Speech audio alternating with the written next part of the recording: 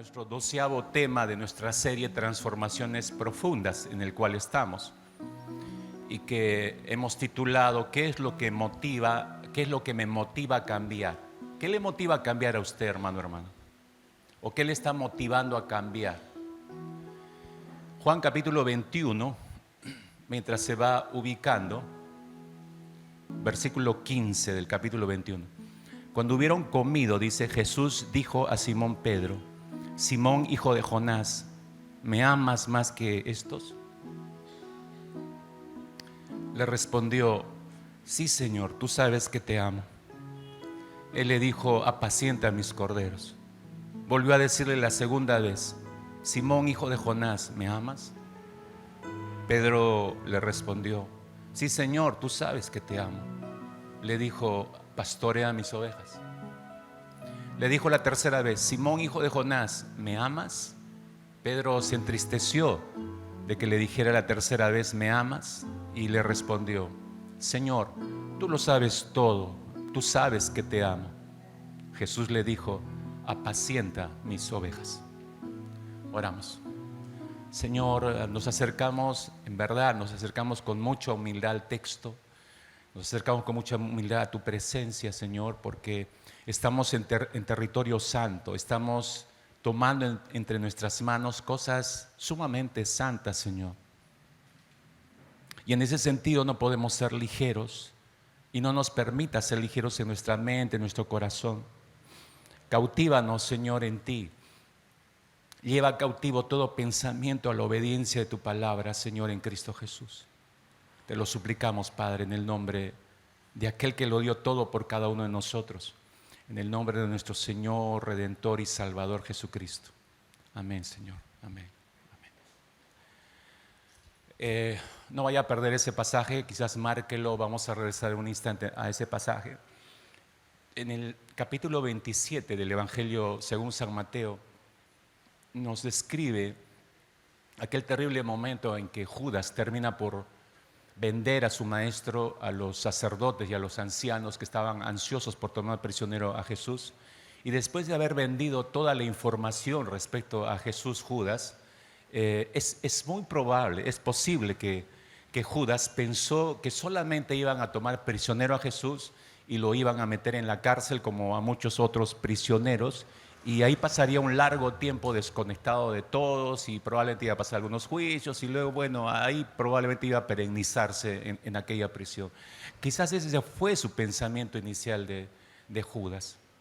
Pero cuando este hombre se entera, según lo que dice el Evangelio, estoy en Mateo capítulo 27, como les decía en el versículo 1, y él se entera que todos los principales sacerdotes, dice, los ancianos del pueblo, entraron en contra de Jesús para entregarle a muerte. Cuando él se da cuenta que esta era la intención de los principales religiosos, entonces evidentemente Judas quiere echar pie para atrás. ¿Qué es lo que sintió Judas en esos instantes? Remordimiento de lo que había hecho. Si usted se fija en los versículos 3 y 4 del mismo capítulo, dice: entonces Judas, que le había entregado, viendo que era condenado, Jesús, ¿no?, devolvió arrepentido las 30 piezas a los principales sacerdotes y a los ancianos, diciendo: yo he pecado entregando sangre inocente.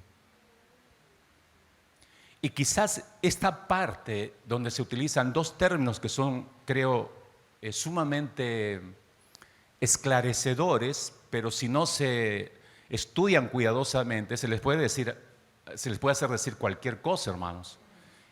Aquí hay dos palabras claves. Una es arrepentido, cuando él dice devolvió arrepentido, y la otra es cuando él mismo dice yo he pecado, arrepentido y pecado. Quedaría la impresión de que este hombre traicionero realmente se arrepintió de haber hecho lo que hizo.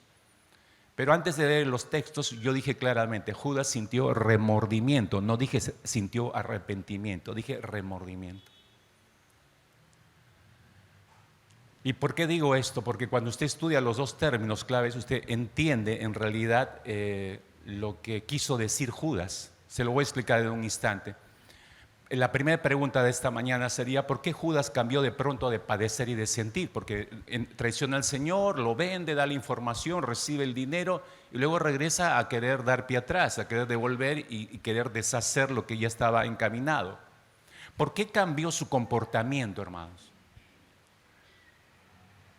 Porque como que en fracción de minutos cambia su forma de pensar y de comportarse.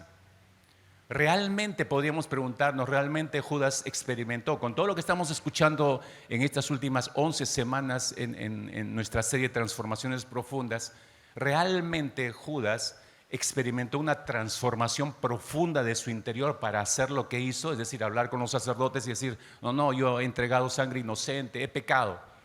¿Realmente experimentó transformación profunda en su ser?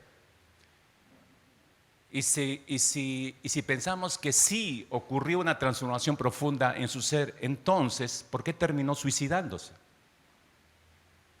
Porque quien se sabe perdonado por el Señor, dolerá lo que hemos hecho, todo, pero me sé perdonado, estoy plenamente satisfecho con la obra de Cristo Jesús, ¿por qué tengo que pensar en eliminarme? Todas esas cosas nos deben dar ya indicativos de lo que había en el corazón realmente de Judas. Regreso a los dos términos usados en el versículo 3, el primero arrepentido y en el versículo 4 yo he pecado. Son claves para entender el interior de Judas. En realidad él sintió pesar por su mal proceder, como tú y yo sentimos pesar cuando hacemos algo incorrecto, nos sentimos mal.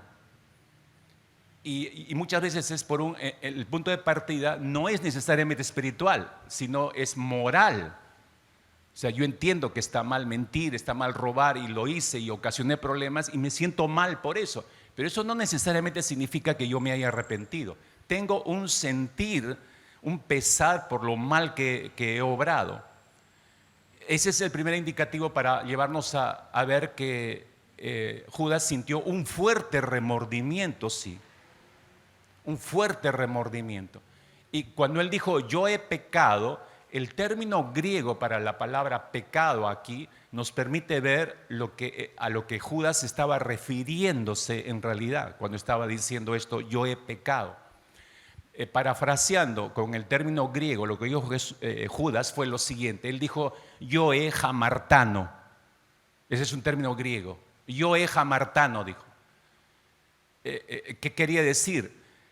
No se estaba refiriendo Judas a solamente el pecado que había cometido. Él sabía que había cometido un pecado contra el Maestro, pero no se está refiriendo específicamente solamente al pecado que había cometido en ese instante. Lo que él estaba haciendo referencia, y él tenía claridad, hermanos, eso en su mente como judío, sino que él estaba manifestando su vida continua de pecado. Estaba haciendo referencia: yo siempre he estado pecando, pero ahora he pecado en extremo, estaba diciendo. He llegado a un punto que yo no pensé llegar, pero por mi vida de pecado he pecado extremamente, está manifestando Judas. Le pongo un ejemplo para que me entienda y lo va a ver más claro. Es como estar... su hijo de 14 años está jugando con un revólver cargado y sus padres le dicen a este adolescente que tenga cuidado, que no esté jugando con eso, que deje esa arma, que no toque algo que es peligroso para su vida. Pero él tercamente sigue jugando con el revólver día tras día, y un día, hasta que llega un momento en que jugando con el revólver accidentalmente quita el seguro del arma y aprieta el percutor y dispara y mata a su hermano. Jugando. Escúcheme, ya antes de matar a su hermano estaba él pecando, porque sus padres le habían dicho: ya, detente, para, esto es incorrecto, esto está mal. Pero él, en actitud de rebeldía, por eso decimos en pecado, en actitud de rebeldía, él continuó. Y esa continuidad de pecado, de desobediencia, lo llevó a un extremo, lo llevó a un asesinato. ¿Lo ve claro ahora? Es exactamente lo que le pasó a Judas. Eso está expresando Judas cuando él dijo: yo he hamartano, yo he pecado. ¿Qué es lo que vio Judas en ese instante cuando dijo esto? Él vio, por un momento vio la profundidad de la maldad de su corazón. Y es muy probable que haya pensado, yo no pensé que fuera tan malvado de haber hecho esto.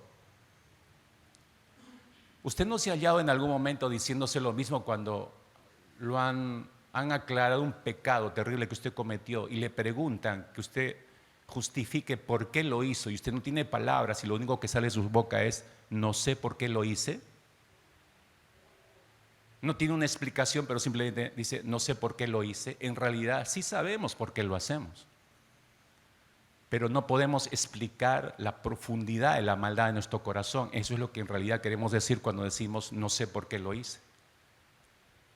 Pero lo que vemos, mis hermanos, es que Judas cambió su conducta, sí, pero se da cuenta, cambió su conducta externa nada más. La pregunta es, ¿qué es lo que motivó esa conducta, ese cambio de conducta momentáneo en Judas? Que parecería que verdaderamente se había arrepentido. ¿Qué es lo que motivó para ese cambio de conducta externa?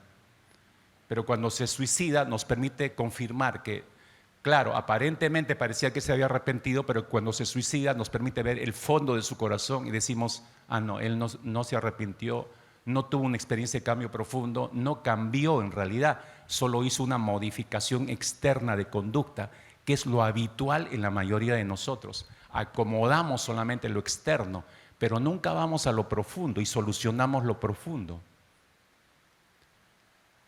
Y de eso estamos hablando, eso nos está mostrando el Señor ya con estas 12 semanas. Por eso lo importante de esta serie, mis hermanos, para nosotros. Ahora, ¿cuál es la respuesta? Estamos viendo la respuesta de alguien, un discípulo que caminó con Cristo Jesús. Ese sentido de culpa que lo llevó hasta el suicidio. No se permitió ser cambiado, transformado todo el tiempo que caminó con Cristo Jesús. Eso es lo increíble. Pregunto en todo caso, pensando en esa experiencia, entonces, ¿cuál es la respuesta más común cuando un cristiano descubre la realidad de su corazón? Judas vio la realidad de su corazón, tan malvado que probablemente, y el enemigo asusó eso en su interior obviamente, y mira, ¿para qué sirves? No sirves para nada, hasta terminaste vendiendo a tu maestro. Entonces, como eres un bueno para nada, mátate. Porque no podemos ver el suicidio de Judas simplemente como un hecho de decisión, de culpabilidad tal, que no la soportó conscientemente y no soportó ese dolor y por eso se suicidó. Sería sencillo solo pensar eso, mis hermanos, cuando hay entes demoníacos moviéndose detrás de cada suicidio. Porque Dios nos creó. Él es el interesado de darnos vida. Yo he venido para que tengan vida y vida en abundancia, dice la Escritura. Pero el Evangelio muestra el trabajo del enemigo. Él solamente, dijo Jesús, viene para robar, matar y destruir. Entonces, ¿quién está detrás de cada suicidio? No está Dios. No está Dios.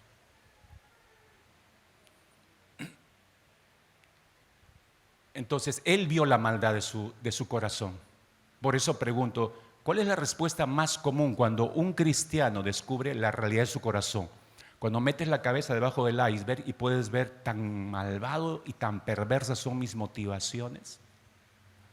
¿Qué hace un creyente, hermanos? ¿Qué hace un creyente cuando se da cuenta que batalla con las mismas imperfecciones y con los mismos pecados que acaba de decirle a su discípulo, a su discípula, que debe terminarlos, cortarlos, pedir perdón al Señor y cambiar? ¿Te has encontrado en esa situación? Oye, confiesa al Señor, arrepiéntete, apártate, pero yo sé que estoy en el mismo pecado, solo que la otra persona no sabe, nadie sabe, solamente el Señor. ¿Qué hace un creyente cuando se da cuenta de esa batalla, que tiene la misma batalla, que tiene el mismo conflicto interior? Esto nos lleva al tema de esta mañana, por eso el título, ¿qué es lo que me motiva a cambiar? Y creo que es tan importante el tema, mis hermanos, por eso hemos tomado todo este tiempo de adoración. La adoración nos permite batallar correctamente. Le hemos pedido a Dios, queremos descansar en la profundidad de Él, porque solo Él puede ayudarnos a entender cuál es ¿Cuáles son las verdaderas motivaciones que nos impulsan a querer cambiar? Después de 11 semanas, muchos aquí, yo sé que muchos de ustedes están con el deseo de, Señor, transfórmame, cámbiame, están orando, le están pidiendo al Señor, desean realmente cambiar, porque ya están hastiados, están cansados de una vida repetitiva de pecado, una y otra vez y otra y otra y otra vez. Ya no quiero esa vida. Y están en pos han regresado a las fuentes de las aguas. Pero la pregunta es, ¿qué te está motivando para hacer eso? Porque no vaya a ser igual como Judas, que solamente sentiste dolor por lo mal que te estás comportando ante el Señor y estás en remordimiento, y por remordimiento, esta serie me ha caído a pelo, y haces cambios externos, pero no hay cambios profundos. No le permites operar al Señor en la profundidad del corazón. Reflexionando en esto, quiero llevarte el primer punto de esta mañana. ¿Qué es lo que sucede en lo profundo de nuestro corazón cuando descubrimos nuestra idolatría y pecaminosidad? ¿Qué ocurre? Sin que seamos, mis hermanos, muy conscientes de ello, cuando somos nosotros confrontados. Esto es revelador, por favor. Estos primeros minutos es clave, por favor, entiéndelo bien. Si vas a anotar, anótalo, asegúrate que anotes bien todo. Bueno, gracias a Dios que puedes revisarlo en el audio posteriormente. Repito, sin que nosotros seamos muy conscientes, cuando nosotros somos confrontados con nuestros fallos, pecados y tropiezos, inevitablemente, mis hermanos, sufrimos un ataque de nuestra identidad. Ese es el primer lugar que sentimos la pegada, un ataque contra nuestra identidad. El ego es herido. El primero que es herido es nuestro ego. Nuestro sentido de valía personal se ve disminuido. Todo eso de golpe se presenta. Nuestro ser interior se autopercibe empobrecido. Cuando hemos sido descubiertos en pecado, cuando hemos sido confrontados con algún pecado, un fallo, un error, un tropiezo en nuestras vidas, nos sentimos así. Entonces, cuando esto sucede paralelamente, escucha, hermanos, lo que hagamos en esos precisos momentos cruciales y lo que creamos en ese breve instante de la confrontación, y cuando digo lo que creamos, esa es nuestra teología, lo que tú crees es tu teología. Entonces, lo que creamos en ese momento crucial va a determinar, mis hermanos, el posterior desarrollo de nuestra identidad, y por consiguiente va a forjar nuestras motivaciones internas, y como consecuencia va a definir nuestras acciones externas. Esto es lo que vimos cuando yo expliqué el iceberg. Todo esto se da en una sola instancia, mis hermanos. Por un lado, mi identidad siento que sufre un ataque, mi ego es herido, mi sentido de valía ha disminuido, me siento empobrecido internamente, pero al mismo tiempo o pienso correctamente y me muevo en base a lo que creo, y eso es clave, porque si creer es mi teología, si yo no he sido bien formado, puedo tomar decisiones fallidas allí. Y yo sigo insistiendo, mis hermanos, es tan importante el estudio de la palabra. Formarse a través del estudio de la palabra me permite tener una sólida teología, una sólida fe. Lo que creo va a ser exactamente lo que dicen los evangelios. Entonces, ocurriendo esto, cuando nuestro ser es confrontado con nuestros fallos, tropiezos, delitos, pecados, todo esto ocurre. Y como decía, si es tan importante lo que yo creo, entonces hay dos cosas que quiero que te des cuenta en esta mañana. La primera es que si mi vida la hemos levantado en base a una teología fundamentada en el Evangelio, entonces lo más probable es que tu corazón y mi corazón va a recordar lo siguiente. Inmediatamente va a recordar cuando uno es confrontado con sus pecados, delitos o transgresiones. Mi corazón va a recordar, si he sido formado, fundamentado en el Evangelio, va a recordar que somos aceptados delante del Señor, somos aceptados a pesar de lo que tú haces o dejes de hacer. Y tu valor y mi valor es por causa de lo que Cristo hizo por ti o por mí. Repito, o léalo con atención.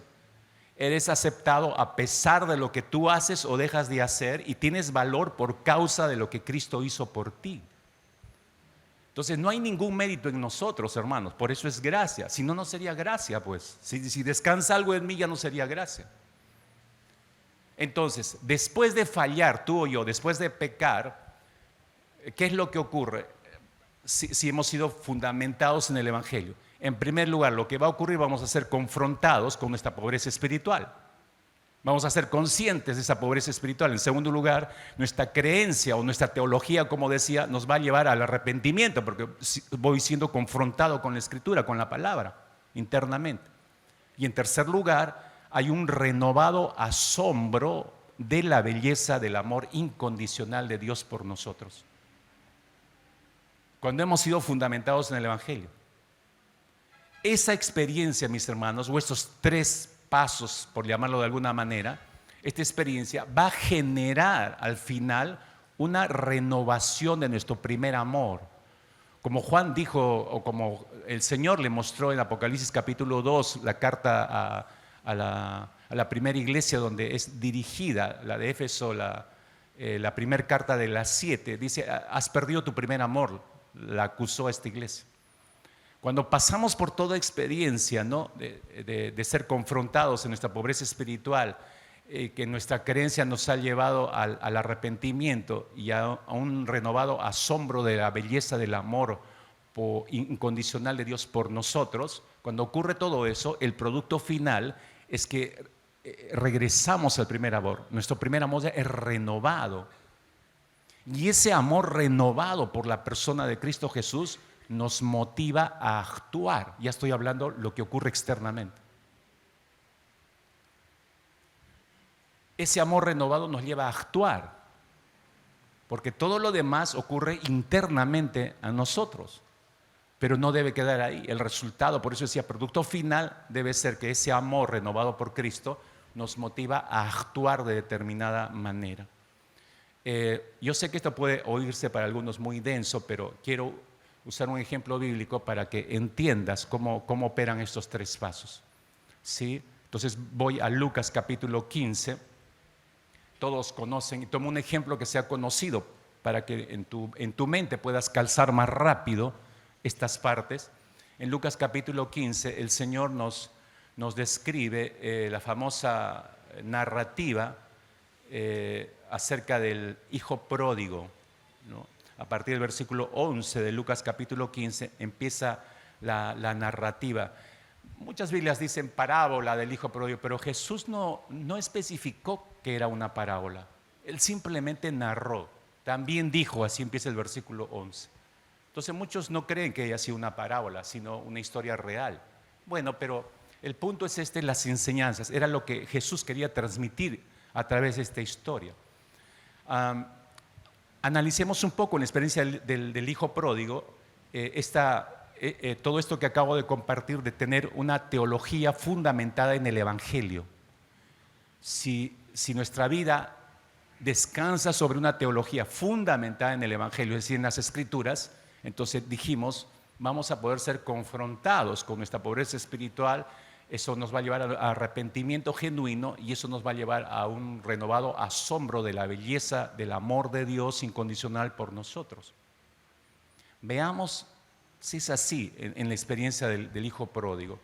Usted ve los versículos 12 y 13, eso es lo primero que vemos. En realidad el hijo pródigo falló, sí falló, hermanos. Realmente falló. Dice, el menor de ellos dijo a su padre: Padre, dame la parte de los bienes que me corresponde, y les repartió los bienes el padre. No muchos días después, juntándolo todo, el hijo menor se fue lejos a una provincia apartada y allí desperdició sus bienes viviendo perdidamente. El hijo pródigo falló, hermanos. Se equivocó, tomó una mala decisión, como tú y yo, en cualquier momento nos podría ocurrir a cualquiera de nosotros. Lo segundo que nos damos cuenta es que él es confrontado con su pobreza espiritual. Hay un momento de su vida en que es confrontado con esa pobreza espiritual. Versículo 14 y 15. Y cuando todo lo hubo malgastado, dice, vino una gran hambre en aquella provincia y comenzó a faltarle. Y fue y se arrimó a uno de los ciudadanos de aquella tierra, el cual le envió a su hacienda para que apacentase cerdos. cuando todo lo hubo malgastado, entonces si te das cuenta, ya no está disfrutando de su vida perdida, ya no está en esa instancia, ya no está en esa experiencia. ¿Por qué? Porque se ha quedado sin dinero, se ha quedado sin recursos. Y para colmo de males, dice el texto, vino una gran hambre en aquella provincia y comenzó a faltarle porque no podía, bueno, me voy a poner a mendigar, pero si hay un gran hambre, nadie está dando propinas en la calle. Voy a limpiar autos. No había autos en esa época. O sea, todo el mundo estaba guardando, como se dice, pan para mayo, ¿no? O sea, nadie estaba regalando nada, no era tiempo. Hubo una gran hambre en aquella provincia. Ahora, capte esto por favor. ¿Quién está narrando esta historia? Jesús.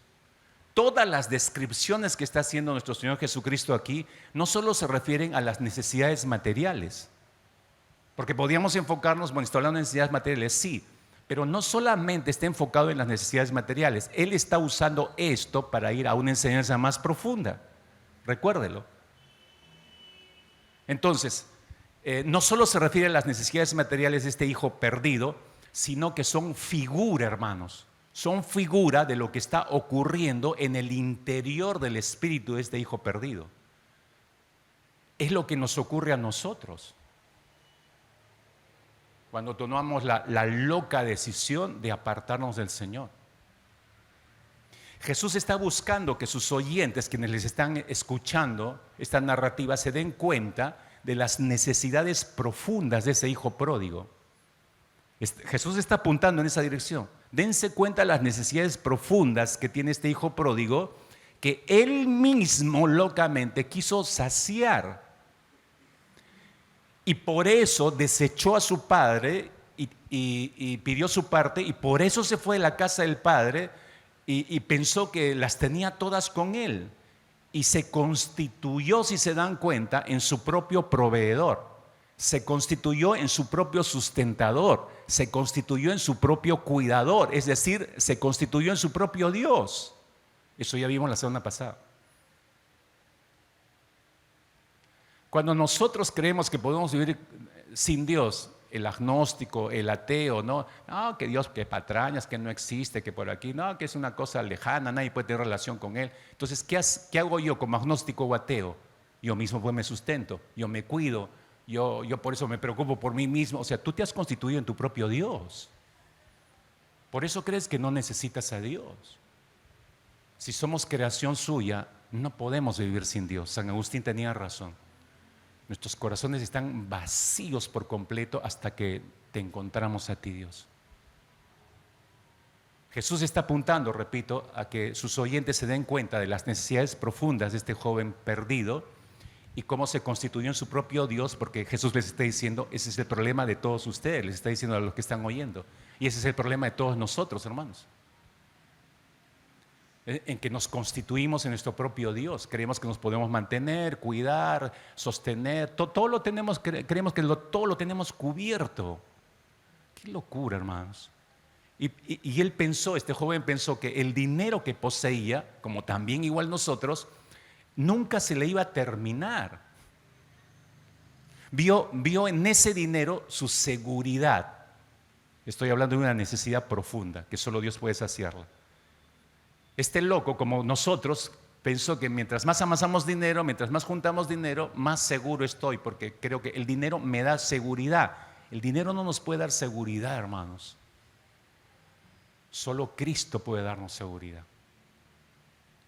Pero él creyó que era así, creyó que él mismo podía lograr el éxito, creyó que él mismo podía saciar su deseo de placer, creyó que él mismo podía saciar su necesidad de poder. Creyó que él mismo podía controlarlo todo y pensó que no necesitaba absolutamente del amor de su padre y que su necesidad de ser amado podía comprarla con su dinero en cualquier lugar. Eso es constituirse en su propio Dios. Y todo lo que acabo de detallar son puramente necesidades profundas de todo ser humano. Así hemos sido diseñados y solamente Dios puede saciar todas esas necesidades profundas. Seguridad, éxito, placer, control, la necesidad de ser amado. Solo Dios puede saciar esa necesidad, esas necesidades. Pero él pensó que podía saciar todo esto. Y es interesante, mis hermanos, dése cuenta, regreso al versículo 15 para hacerle notar este detalle. Es interesante en la narrativa de Jesús el término que él usa para describir este momento de la vida del hijo perdido. Dice, y fue y se arrimó, dice. Fue y se arrimó a uno de los ciudadanos de aquella tierra, el cual lo envió a su hacienda para que apacentara cerdos. Se arrimó. Y cuando dice se arrimó, te das cuenta ya el orgullo de este joven, porque si regresas a los versículos 12 y 13, ahí está como un gallito como el papá, que ya dame mi parte y todo orgulloso, y que agarró así y se fue. Hijo, pero nada, dame mi parte y me voy. Orgulloso. No quería escuchar a nadie. Pero acá ya no ves el orgullo. Se arrimó. Dice, su orgullo ya había caído. Ya estaba pidiendo ayuda. Ahora hágase la pregunta clave, ¿por qué? ¿Por qué? Porque se ha dado cuenta, escucha, porque se ha dado cuenta que ha quedado vacío. No tiene nada en absoluto. Y esto es lo que Jesús quiere que comprendan sus oyentes, y esto es lo que Cristo quiere que comprendamos tú y yo ahora. Cuando nos hacemos, toma nota por favor o escucha con cuidado, cuando nos hacemos nuestros propios dioses, acabamos en la debacle espiritual, en la miseria espiritual, acabamos en el vacío. ¿Que no te has dado cuenta de eso? Si tú has experimentado en algún momento la gracia de Dios y te has apartado del Señor, si realmente has saboreado la gracia de Dios, jamás te olvidas del sabor de la gracia de Dios, jamás. Y pruebes lo que pruebes, nada vas a ver a la gracia de Dios, al perdón de Dios, a la salvación de Dios, nada en absoluto. Y por eso necesitamos regresar, necesitamos volver a tomar contacto con Dios, porque hemos sido creados por Él y para Él. Y no podemos vivir sin Él definitivamente. Todo eso lleva al hijo pródigo al arrepentimiento. ¿Te das cuenta? Internamente cae la debacle espiritual, la pobreza espiritual. Él es consciente del punto en el que está, pero obviamente siente un sentimiento de culpa interior. Pero la culpa es la antesala al arrepentimiento. Y por eso hablo de que todo esto lo lleva al hijo pródigo al arrepentimiento. Pero ese arrepentimiento, date cuenta, según la descripción de Jesús, ese arrepentimiento no le viene así por así. El arrepentimiento no viene así por así a nuestra mente y corazón, sino que el arrepentimiento tiene un fondo. Pensando en este hijo pródigo en manera especial, tiene un fondo. ¿Cuál es ese fondo? Es lo que este hijo cree, es la fe que le fue sembrada en su corazón, es su teología. Es lo que llevaba allá dentro de sí. Y esa teología, ¿quién cree que se le enseñó? El padre. Y el padre desde pequeño lo más probable es que lo fue fundamentando en la sana doctrina, y ese hijo recibió tempranamente sana doctrina y fue formado en ella. Es esa sana doctrina que muchas veces los hijos reciben, pero que nunca le dan el valor, y por eso se andan disparando por su lado, terminan haciendo lo que quieren, pero fueron fundamentados en la fe. Y cuando quiebra todo su mundo de papel, entonces recién, por ese fundamento interior, eso es lo que los lleva al arrepentimiento. Hasta que un hijo, una hija llega a comer con los cerdos en el mundo, hablando espiritualmente, hasta que llega a la debacle espiritual, entonces esa teología lo hizo volver al hijo pródigo. Por eso usted lee en el versículo 17, y volviendo en sí, dice. Y volviendo en sí. Ese volver en sí, repito, no es así como así, sino que tiene un fundamento, tiene una teología de fondo. Es la teología que el padre les inculcó a sus hijos desde pequeños. Eso lo lleva al arrepentimiento. Cuando no hay nada de teología, y con esto quiero decir padres otra vez, hombres sobre todo, ¿estás fundamentando la teología en el corazón de tus hijos? ¿Les estás enseñando teología a tus hijos? ¿Los estás levantando en base a la palabra? Porque si no haces eso, los días son malos. Cada vez está siendo peor nuestra sociedad. Los hijos están siendo atacados como nunca antes. Como nunca antes. Y si no están fundamentados en las Escrituras, lo más probable es que se los va a llevar de encuentro y tus hijos van a terminar perdidos, tus hijas van a terminar perdidas. ¿Quieres eso para ti? No, pastor, trabaja entonces, pues. Empieza a trabajar en serio, llénate de la doctrina, aprende la doctrina para que puedas hacer transferencia de fe.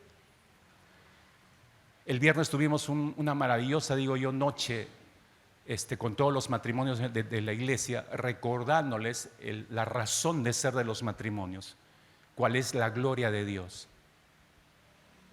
No hablamos de otra cosa. Hay miles de problemas en los matrimonios, sí, pero no tocamos ninguno de ellos. Tocamos el meollo de todo el problema y el asunto. Cuando vivimos para nosotros mismos egoístamente, entonces no nos importa el matrimonio, y por eso puede quebrar en cualquier momento. No nos importa la vida de los hijos, y por eso se pueden perder los hijos. No estamos haciendo lo que debemos hacer, pero cuando un matrimonio vive para la gloria de Dios, entonces está enfocado en ese propósito de vida. Entonces por eso crece, se deja enseñar, como Priscila y Aquila se dejaron enseñar por el apóstol Pablo. ¿Qué aprendieron? Doctrina, fueron enriquecidos en doctrina, y ellos pudieron dar a luz otros discípulos. Priscila y Aquila, no dije eso yo el día viernes, pero Priscila y Aquila al parecer no tuvieron hijos, pero su hogar fue cuna de discípulos. Dieron a luz más hijos espirituales que los que pudieran haber tenido ellos como esposos. Y eso es real en la práctica, mis hermanos. En más de 30 años de ministerio, mi esposa y yo ya perdimos la cuenta de la cantidad de hijos espirituales que hemos dado a luz, que el Señor nos ha permitido dar a luz. Y algunos están aquí presentes, otros ya están casados con sus propios hijos, con familias formadas en los caminos del Señor. Vemos lo que Dios ha hecho de sus vidas y decimos con mi esposa, valió la pena haber invertido tiempo en estos chicos, porque hasta ahora les seguimos diciendo chicos como todos los padres, ¿no? Es verdad, en la práctica funciona así. Entonces, padres, preocúpense en enseñar doctrina a sus hijos. Asegúrate de que siembres realmente la palabra en el corazón de ellos, porque les va a pasar, no hay ni siquiera una probabilidad, les va a pasar lo del hijo pródigo. Un día se te van a poner delante y te van a increpar, y algunos se van a ir de casa, algunos se van a enojar, quizás no se van en la casa, pero van a hacer toda una bronca con ustedes como padres, y tú vas a ver tristemente que sale con personas inadecuadas, se relaciona con personas que no debe, etcétera, etcétera, hasta puede inicialmente terminar en un mal matrimonio, en una mala relación. Cualquier cosa podría ocurrir, padres. Pero si tú sembraste correctamente la sana doctrina y la palabra en sus corazones, va a florecer eso en el momento crucial en la mente de ellos, y como el hijo pródigo, volviendo en sí, un día volverán en sí. Entonces dirán, ¿qué hago comiendo con los cerdos acá? Así que haz tu trabajo, papá. Haz tu trabajo. El arrepentimiento obviamente lo llevó a un renovado asombro al hijo pródigo. Un asombro de la belleza del amor incondicional de su padre. Date cuenta en el versículo 17, vemos eso. Dijo en su reflexión, ¿no?, mirando a los cerdos ahí, ¿cuántos jornaleros en casa de mi padre tienen abundancia de pan y yo aquí perezco de hambre? ¿Te das cuenta? Hay un nuevo asombro en el interior de este corazón. Hay un nuevo asombro por su padre, por lo que su padre es, por lo que su padre es capaz de dar, por la abundancia de pan que hay en la casa del padre. Hay una renovación en su mente de eso. No lo había visto antes. Nunca lo había visto así, pero lejos de la casa paterna lo está viendo. Miren los términos que reflejan este renovado asombro por el padre. Luego dice, he pecado, le voy a decir, he pecado contra ti, ¿no? He pecado contra ti, es decir, vuelve a ver al padre en su posición de autoridad, pero también le duele ese yo he pecado contra ti. Es evidente que le duele haber causado dolor al corazón de su padre por su conducta. Todo eso está renovado, está viendo al padre de forma diferente. Le dice, ya no soy, está ensayando lo que va a decir, no, ya no soy digno de ser llamado tu hijo. Está recordando su relación, la belleza de su relación filial con su padre. Pero al mismo tiempo le duele que esa relación filial con el padre se quebró. Pero este hijo acaba de recuperar visión, ha salido de su ceguera, vuelve a ver toda la dimensión de la autoridad del Padre, vuelve a ver al amoroso Padre, vuelve a ver la provisión del Padre, vuelve a ver que hay pan en la casa de su Padre, ¿no? Vuelve a ver la bondad, el amor de su Padre. Nunca antes lo había visto así. Los padres vemos todos los días a nuestros padres en casa y ya estamos cansados de ellos y no vemos la hora de irnos. Pero cuando sales de tu hogar empiezas a extrañarlos. Y de pronto te empiezas a acordar de la bondad, del amor, de la dedicación, de todo lo que empezaron a hacer por ti. Entonces como que añoras regresar otra vez. Cuando eras niño, joven, otra vez a vivir en la casa de tus padres. Es así. Ese hijo pródigo, si te estás dando cuenta, está el Señor Jesucristo enseñando en esta narrativa, ha recuperado su primer amor. ¿Te das cuenta? Ha recuperado su primer amor. Porque ese hijo deja de enfocarse en él mismo, que es lo que lo sacó de la casa paterna, renuncia a ser su propio Dios, este hijo pródigo, y vuelve a enfocarse en su padre. ¿Te percatas de eso? Vuelve a enfocarse otra vez en su padre. Miren, el proceso que yo indiqué hace un instante, cuando somos fundamentados en el Evangelio, ocurre así. Pero acá viene el contraste, ¿no? Si tu vida ha sido levantada en base a una teología fundamentada en las obras, no en el Evangelio, sino se ha sido levantada en las obras, y recuerde que nosotros venimos hasta los tuétanos por la religión en la cual fuimos formados la mayoría de nosotros, se insiste mucho en las obras. Entonces tenemos que tener cuidado con eso, porque ya hay un formato en nuestras cabezas. Así llegamos a Cristo Jesús. Entonces nuestra vida puede haber sido levantada en base a una teología fundamentada en las obras. Entonces, si nuestra vida ha sido fundamentada en ese tipo de teología, vamos a creer lo siguiente, o esta teología nos va a decir lo siguiente en el interior de nuestro corazón, que eres aceptado y tienes valor por lo que tú haces o dejas de hacer.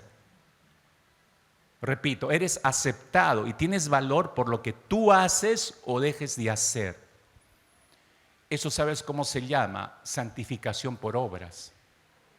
O sea, no es santificación por Cristo, es santificación por mí mismo, por mi propia mano, por mis propias obras. Entonces, nuestras motivaciones, consciente o inconscientemente, nos van a llevar hacia uno de 4 extremos, mis hermanos. Cuando nuestra vida está fundamentada en una teología de obras, nos lleva a 4, capte esto porque este va a ser los 4 mensajes de estas semanas. Hoy empezamos por el primero nada más. ¿Cuáles son estos 4 extremos? Por un lado, una posible reacción será que intentamos acallar, tapar o purgar el mal que hemos hecho. Es decir, comenzamos a actuar bien por culpa. Entonces, nuestra motivación para el cambio externo es culpa.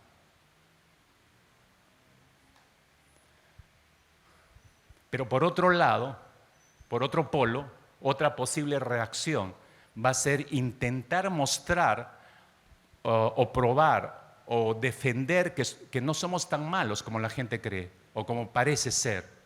Es decir, comenzamos a actuar bien por orgullo, ya no por culpa, sino por orgullo. Hago los cambios por orgullo. Pero existe una tercera posibilidad de reacción, de hacer lo correcto para evitar las posibles consecuencias que traerían mi mal comportamiento. Entonces, por eso me empiezo a portar bien, actúo bien por temor. Ya no por culpa, ya no por orgullo, sino por temor, por miedo. Pero hay una cuarta posibilidad por la cual yo cambio, porque hacerlo me redundará en algún tipo de beneficio. Es decir, que actúo bien, empiezo a actuar bien por egoísmo. De hecho, que probablemente ninguno de ustedes se ha dado cuenta de esto en su vida. Cuando decía hace unos instantes atrás, después de 11 mensajes hasta el día de hoy, y tu deseo de querer cambiar, Ahora viene la pregunta, porque era primero necesario entender todo lo que hemos realizado en 11 semanas. Ahora recién hago la pregunta, ¿pero por qué quieres cambiar? Cuidado, porque nuestro deseo de cambiar puede ser por culpa. Tengo un sentimiento fuerte de culpa y por eso hago los cambios externos y me empiezo a comportar bien. No te va a durar mucho tiempo. Puede ser, bueno, si no es por culpa, puede ser por orgullo. O puede ser por miedo, por temor. O puede ser por egoísmo. ¿Por qué quieres cambiar? ¿Qué te está motivando al cambio? Ahora necesitamos revisar esto un poco más de fondo. Entonces me quedo en la primera parte, en la primera motivación errada por culpa, que empezamos a hacer las cosas bien, nos empezamos a comportar bien. ¿Qué es lo que sucede en lo profundo de nuestro corazón cuando la culpa es el motivador para el cambio, mis hermanos? Yo podría decirte de golpe las 4, pero no quiero hacer eso. Porque realmente necesitamos entender esto bien, entonces vamos por partes, no necesitamos correr, hermanos. Si estamos en un proceso, realmente queremos cambiar, necesitamos entender cada paso que estamos dando. Esto es importantísimo, ¿no? Es importante. ¿Qué es lo que sucede en lo profundo del corazón cuando la culpa es el motivador para mi cambio? Escucha, examinemos con detalle lo que sucede cuando la culpa es la que nos motiva para cambiar. Quiero llevarte un ejemplo rápidamente para que a través de este ejemplo podamos ir calzando y entendiendo cómo opera la culpa en nuestro interior. Imagínate una situación donde un esposo pasa una cantidad exagerada de tiempo viendo televisión. Supongamos que es tu esposo. Pastor, no supongamos, eso hace todos los días. Ya, bueno, es lo que hace todos los días, ¿no? Pasa tiempo exagerado, tirado allí mirando la televisión. Este hombre es cristiano y sabe que está desatendiendo a su familia, está tirado ahí, pero sabe que no pasa tiempo de calidad con los hijos o con las hijas o con la esposa, pero esto es más fuerte, esto es lo que más le atrae, el televisor. Como creyente sabe que está desatendiendo a la familia porque cada vez que llega de su trabajo hace exactamente esto, tira todo, se tira el mueble, enciende el televisor y todo ahí, ¿no? Y lógicamente tengo que aclarar esto, no hay nada de malo en ver televisión, hermanos, por si acaso, ¿no? No hay nada de malo en ver televisión. Pero en el caso de este esposo, él desea, él ama, él disfruta la televisión más que ninguna otra cosa. Repito, él desea, ama, disfruta el estar tirado ahí viendo televisión. Un día este esposo va a una conferencia de matrimonios y en los temas que va escuchando se siente confrontado con su propio pecado, cuando uno de los predicadores le hace notar, Dios lo usa y le hace notar sobre la importancia de pasar tiempo de calidad con su familia, tiempo de calidad con la esposa, con los hijos. Entonces, él es confrontado con esa realidad y él sabe que no está haciendo eso. Y cuando es confrontado con esa realidad, él mismo se dice en el interior, necesito cambiar, necesito hacer algo al respecto. Termina la conferencia, regresa a su hogar y cuando regresa ese esposo a la casa, definitivamente tiene una decisión que tomar. ¿Va a ver televisión o va a sentarse con su esposa y con sus hijos a dialogar, a conversar? Digamos que hace lo correcto, ¿ya? Digamos que hace lo correcto. Ese esposo decide sentarse con su esposa, sentarse con sus hijos y hacer lo que no ha hecho hasta ese momento. Pregunto, hermanos, ese esposo, lo ves ahí sentado conversando con los hijos y con la esposa. Pregunto, ¿ese esposo ha cambiado? Pregunto, ¿ese esposo ha vencido su egoísmo?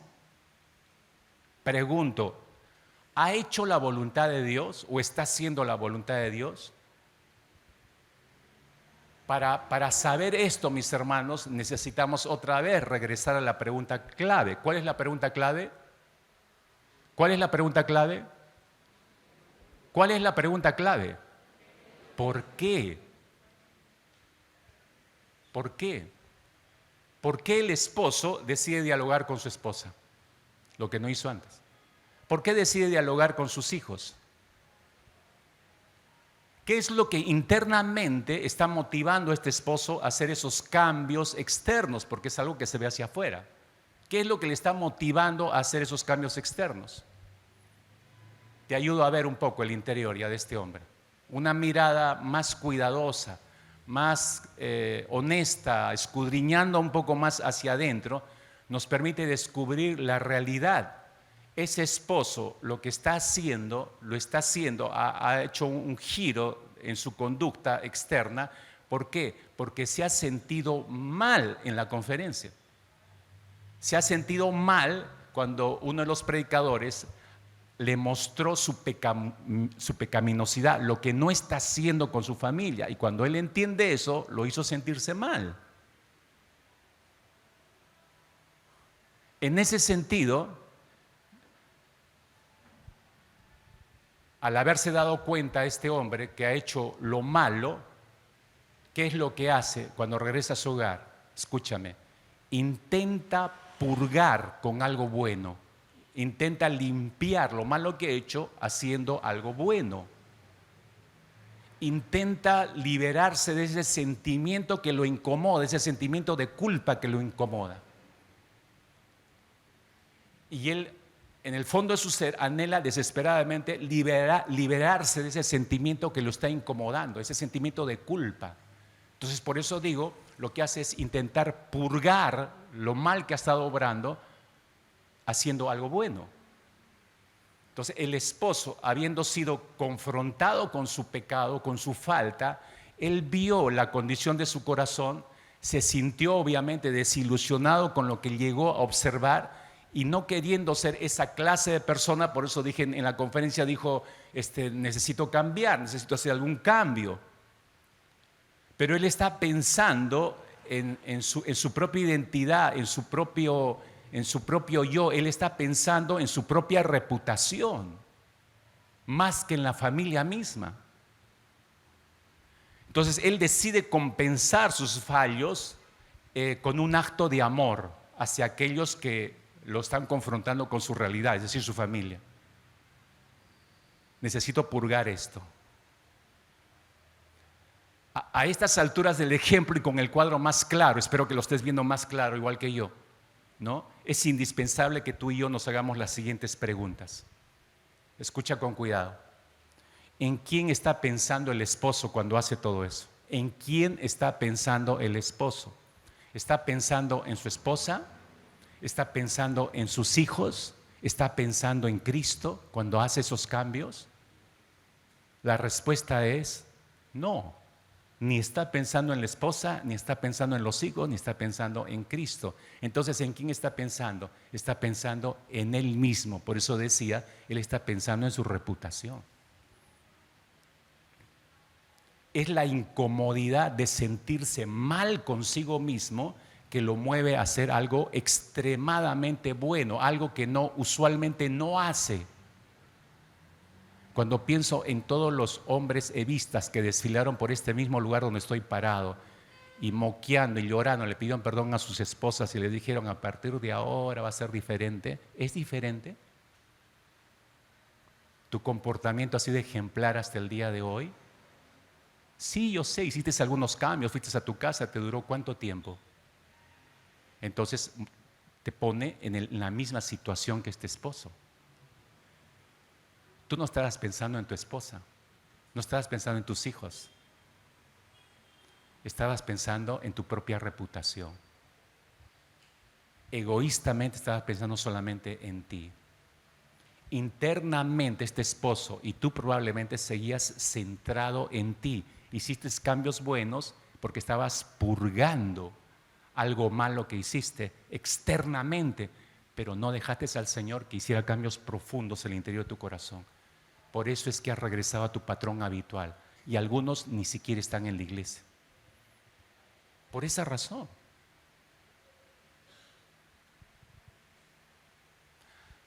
Ha conversado este hombre con su esposa, este esposo ha conversado con su esposa porque algo cambió en su corazón y ahora se sentó a conversar porque escucha, porque disfruta conversar con su esposa, disfruta conversar con sus hijos, le causa placer sentarse con su familia a dialogar.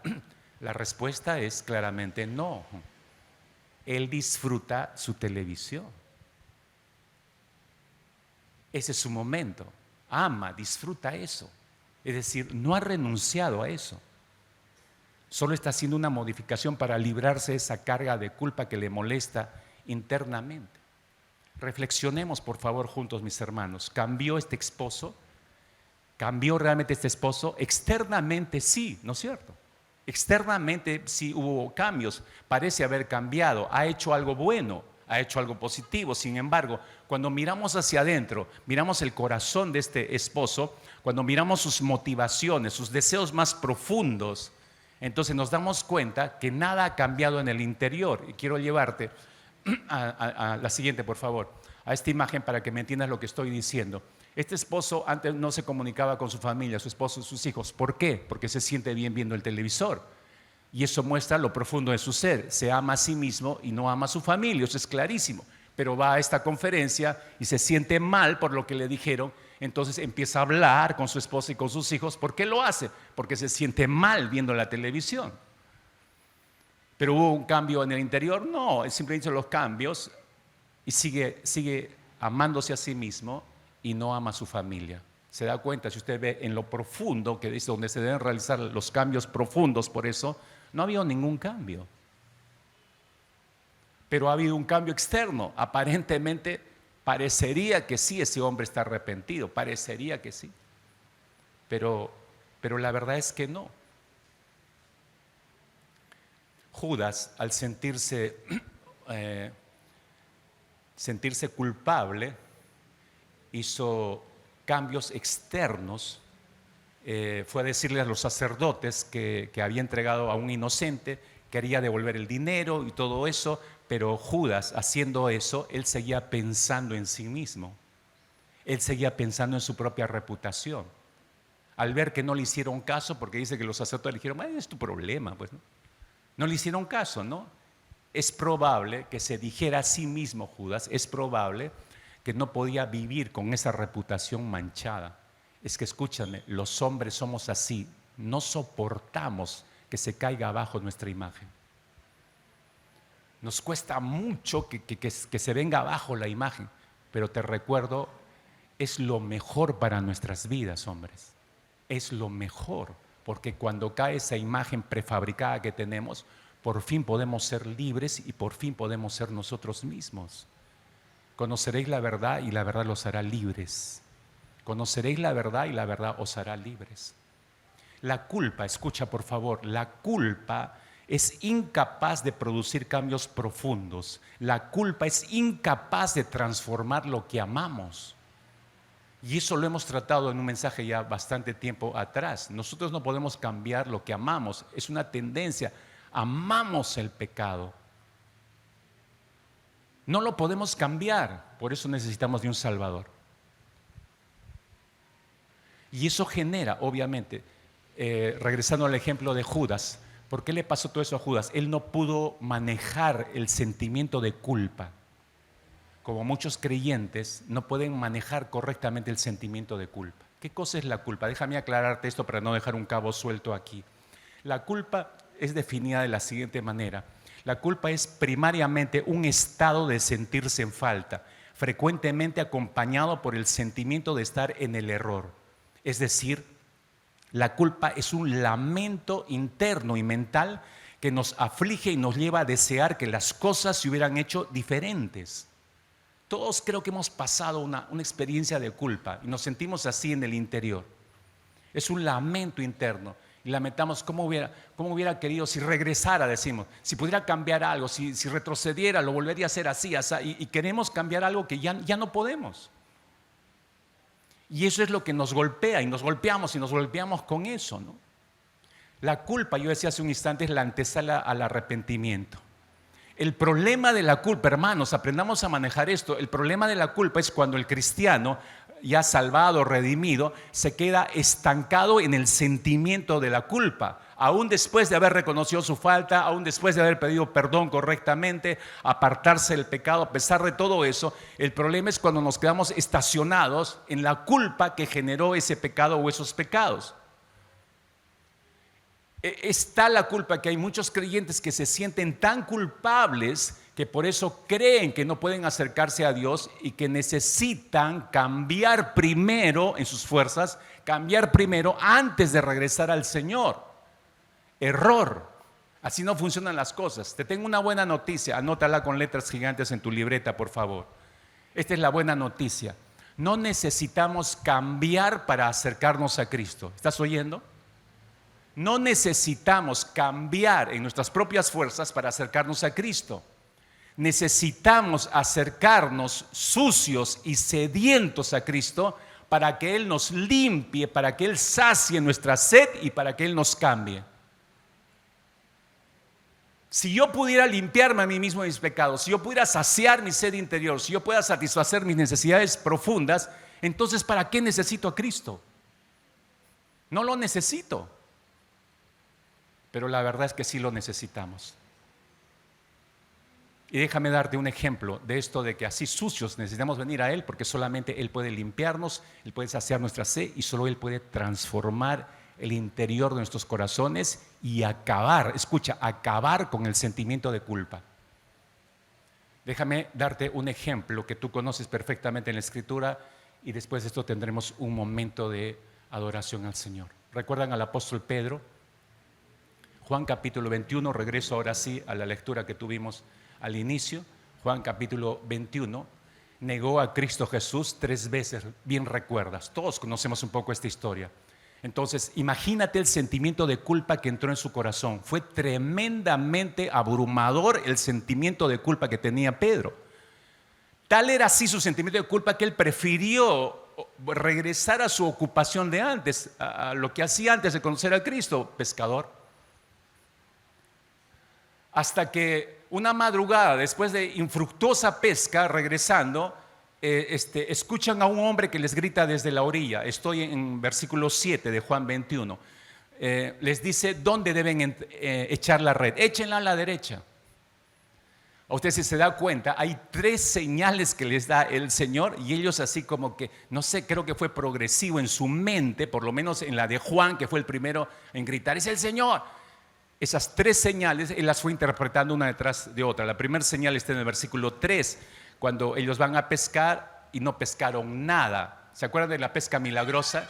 Cuando Jesús fue, no pescaron nada. Esa experiencia de no pescar nada, yo creo que en la mente de ellos, se tuvieron que haber acordado cuando el Señor hizo ese milagro. Pero eso ya era un preanuncio. La señal número 2 viene en el versículo 5 y les dice, se aparece en la orilla, dice, hijitos, ¿tenéis algo de comer? Hijitos, ese término, sus orejas de ellos, los que son de Dios, pararon las orejas. Hijitos, no cualquiera nos dice hijitos. Y la tercera señal, que fue la contundente, cuando les dijo, verso 6, echad la red a la derecha de la barca y hallaréis. Entonces le echaron y ya no podían sacar por la gran cantidad de peces. Tuvieron que acordarse de la pesca milagrosa. ¿Quién hizo eso? Jesús. Es ahí donde dice el versículo 7. Entonces aquel discípulo a quien Jesús amaba, que ese es Juan, dice a Pedro, es el Señor. Es el Señor. Ahora, capte esto por favor. Vaya, no se despegue del texto. En ese instante, Pedro aún está ahí en la barca, está pasando, ve esas 3 señales, escucha el grito de Juan, es el Señor. Pedro aún sigue con ese sentimiento de culpa en su corazón, muy fuerte. Entonces, él pudo haberse quedado en la barca sentado. ¿Por qué? Porque la barca representaba, escucha, todos tenemos nuestra barca, representaba para Pedro su seguridad, su lugar de lamento, su refugio, el refugio de su pecado. Ese era su lugar, no pudo haber salido de ese lugar. Pero te das cuenta, Pedro pudo haber decidido quedarse ahí, pero él decide, se pone de pie a hacer algo con la culpa que tenía. No puedo seguir manteniendo esto, tengo que hacer algo con esta culpa. Ahora lee con atención lo que hizo Pedro y eso es lo que tienes que hacer tú. Verso 7 del capítulo 21. Simón Pedro, cuando oyó que era el Señor, se ciñó la ropa porque se había despojado de ella y se echó al mar. Nadie le dijo nada, no tuvo que esperar nada. ¿Qué hago con esta culpa? El Señor es el único que puede quitármela de acá encima. Pero no voy a esperar que el Señor venga, ¿no? Me siento en mi barca. Señor, tú caminaste un día por las aguas. Venid a mí, a este pecador arrepentido. Ay, cómo me duele el corazón. No, él se levantó y pasa al agua y fue en busca del Señor. Judas se alejó de Jesús. Pedro va en busca de Jesús. ¿Entiendes la diferencia?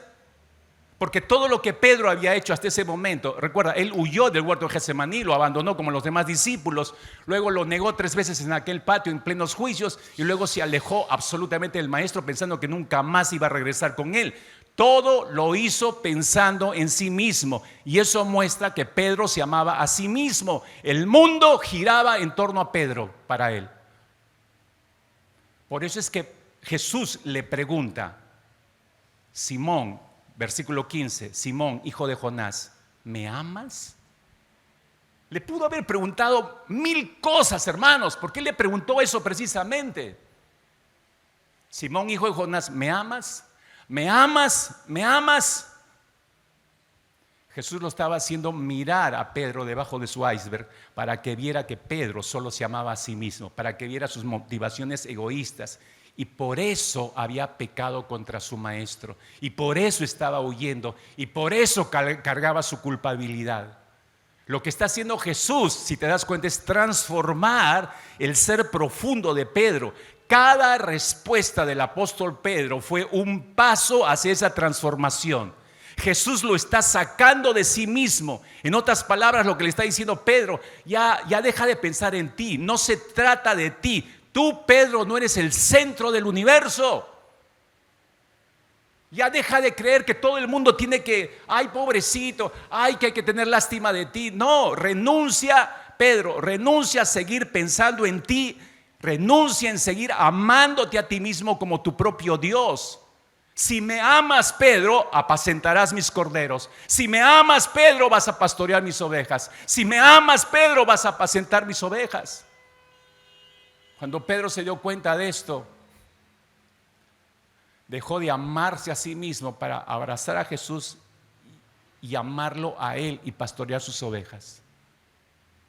¿Por qué encomendarle semejante tarea a un pecador como Pedro? Dios es un Dios de misericordia y oportunidades, hermanos. Pedro no lo pensó 2 veces. No dijo, como estaba explicando el jueves, místicamente no dijo Pedro, voy a tomar un tiempo para mí, para reflexionar y pensar todo esto. No, inmediatamente fue repuesto al ministerio, hay que hacer, vamos. Porque días después Jesús estaba marchando y ellos empezaban su labor, Mateo 28, 18 al 20, de ir y hacer discípulos en todas las naciones. Cuando Pedro se vació de él, entonces pudo ser llenado del amor de Cristo. Jesús te está preguntando en esta mañana, Carlos, María, Irma, Juan, Pedro, Esther, Stephanie, ¿me amas? ¿Me amas? ¿Me amas? Cierra tus ojos, por favor.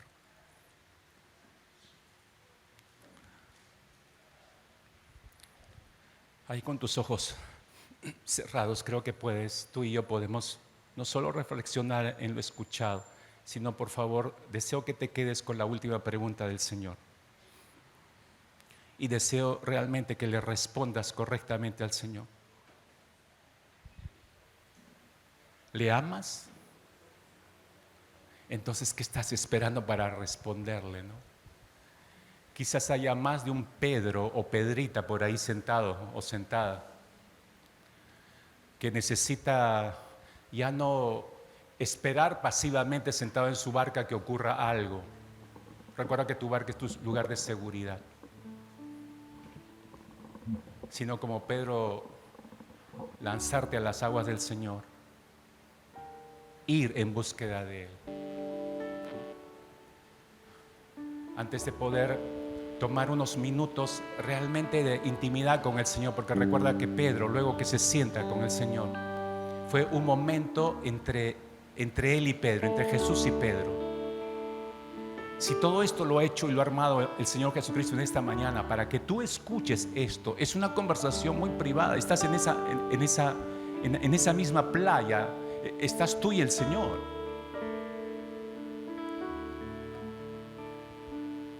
Pero recuerda que Pedro respondió, no le escuchó en silencio y no dijo nada. Pedro respondió: sí, Señor, tú sabes que te amo. Tú sabes que te amo. Tú sabes que te amo, Señor, tú lo sabes todo.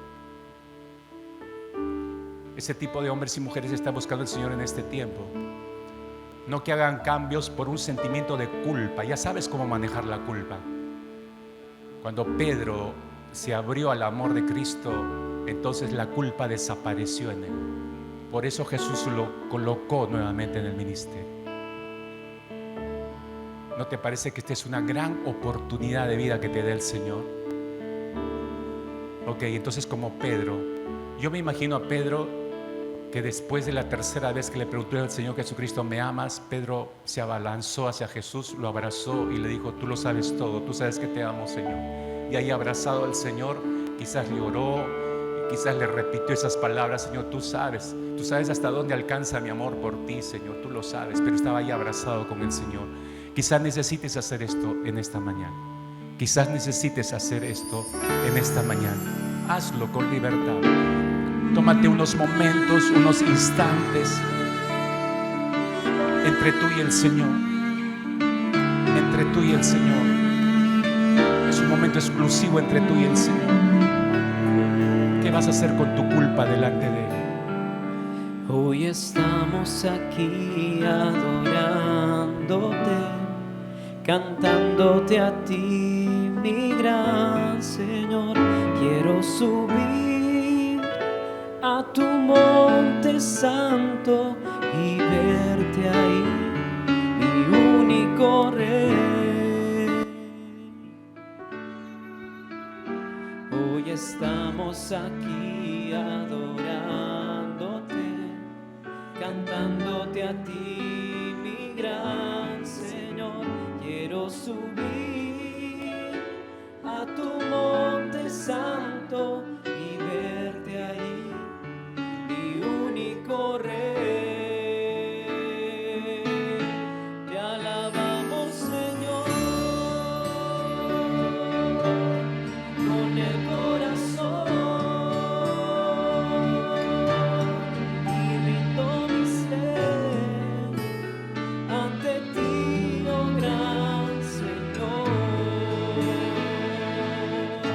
Y hoy te damos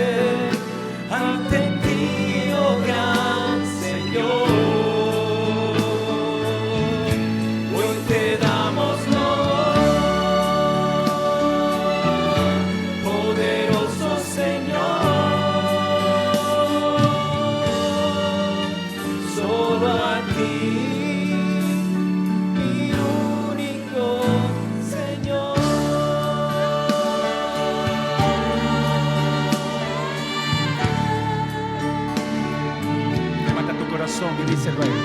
Hoy estamos aquí adorándote, cantándote a ti, mi gran Señor. Quiero subir a tu monte santo y verte ahí, mi único Rey. Hoy estamos aquí adorándote, cantándote a ti, mi gran Señor. Quiero subir a tu monte santo y verte ahí, mi único Rey. Y te alabamos, Señor, con el corazón, y rindo mi ser ante ti, oh gran Señor. Y hoy te damos poderoso Señor, solo a ti, mi único Señor. Te alabamos, Señor, con el corazón, y hoy rindo mi ser ante ti, oh gran Señor. Y hoy te damos poderoso Señor, solo a ti, mi único Señor.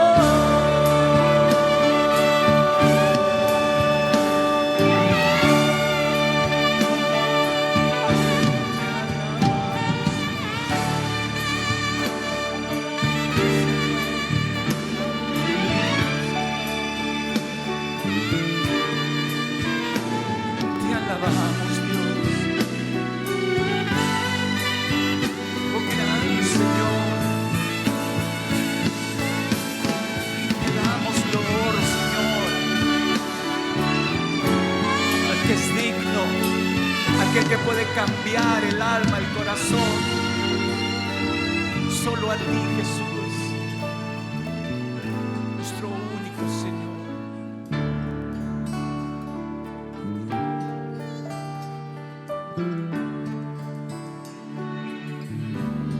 Te alabamos, Señor. Te alabamos, Señor.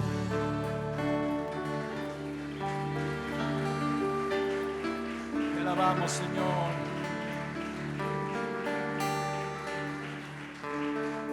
El apóstol Pablo dice: al Rey de los siglos, al inmortal, al invisible, al único y sabio Dios, al Rey de los siglos, a Él sea toda la gloria, el honor, hoy y por siempre. Amén. Amén. ¿Cuántos dicen amén a eso? Vamos. Dale gloria al Rey de los siglos, al único verdadero y Dios, al inmortal, al invisible, al único y sabio Dios.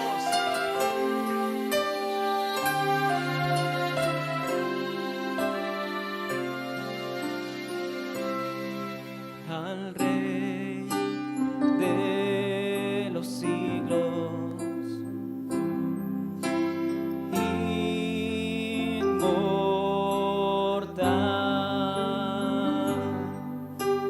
invisible, al único y sabio Dios,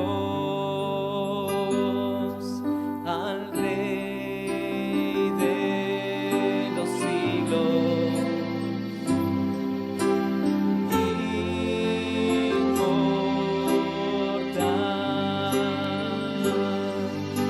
a Él todo el honor.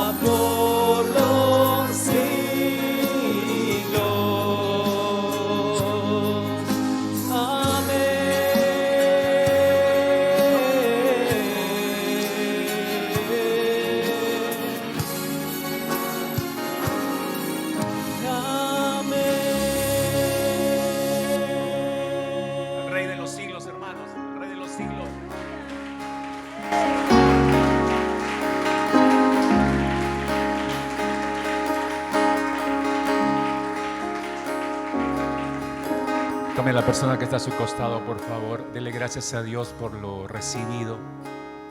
No ore cualquier cosa, por favor. Ore por lo recibido. Si ha habido algo específico que Dios le ha dicho a usted, bueno, dele gracias por eso específicamente al Señor. Quizás reafirme la decisión que haya tomado. Reafirme lo que le ha estado diciendo al Señor a través de su cántico probablemente.